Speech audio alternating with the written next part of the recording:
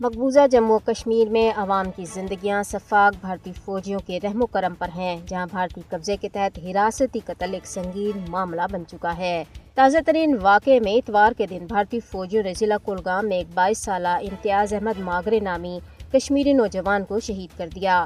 فوجیوں نے نوجوان کو ضلع کے علاقے مزگام میں محاصرے و تلاشی کی کارروائی کے دوران گرفتار کرنے کے بعد گولیاں مار دیں اور بعد ازاں نوجوان کی لاش نالے میں پھینک دی۔ Imtiaz Ahmed Magray Pahalgam false flag operation کے بعد سے زیر حراست قتل کیے گئے چوتھے نوجوان ہیں۔ مقبوضہ جموں و کشمیر میں گزشتہ 36 برسوں میں ہزاروں بے گناہ کشمیری نوجوان بھارتی فوج کے زیر انتظام تفتیشی مراکز میں قتل کیے جا چکے ہیں۔ 1989 سے اب تک بھارتی فوجیوں نے 96,000 سے زیادہ کشمیریوں کو قتل کیا ہے، جن میں سے 7,282 کو زیر حراست شہید کیا گیا۔ بھارتی فوجی بے گناہ کشمیری نوجوانوں کو جھوٹے الزامات میں گرفتار کرنے کے بعد دوران حراست وحشیانہ تشدد کا نشانہ بنا کر یا جعلی مقابلے میں شہید کر دیتے ہیں۔ حراستی قتل مقبوضہ جموں و کشمیر میں بھارتی ریاستی دہشت گردی کو بے نقاب کرتے ہیں، جو کشمیریوں کو ڈرانے اور دھمکانے کا ایک ہتھیار ہے۔ قابض بھارتی فوجیوں نے حالیہ دنوں میں بے گناہ کشمیری نوجوانوں کے قتل اور بلا جواز گرفتاریوں سمیت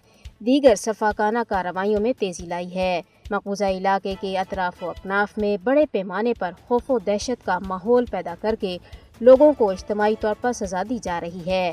مودی حکومت نے حق خودارادیت کے حصول کے لیے کشمیریوں کی منصفانہ جدوجہد کو دبانے کے لیے علاقے میں مظالم کے تمام سابقہ ریکارڈ توڑ دیے ہیں اور استثناء کے ساتھ بین الاقوامی قوانین اور انسانی حقوق کے اصولوں کی خلاف ورزی جاری رکھے ہوئے ہے۔ بھارت کو یاد رکھنا چاہیے کہ وہ کشمیری عوام کے جذبہ حریت کو زیر نہیں کر سکتا۔ بے گناہ شہریوں کے حراستی قتل کے ذمہ داروں کا احتساب ہونا وقت کی ضرورت ہے۔ اقوام متحدہ کو چاہیے کہ مقبوضہ علاقے کی ابتر صورتحال کا نوٹس لے، جہاں 10 لاکھ سے زیادہ بھارتی فوجی اہلکاروں نے کشمیریوں کو مکمل طور پر یرغمال بنا کر انہیں تمام بنیادی حقوق سے محروم کر رکھا ہے۔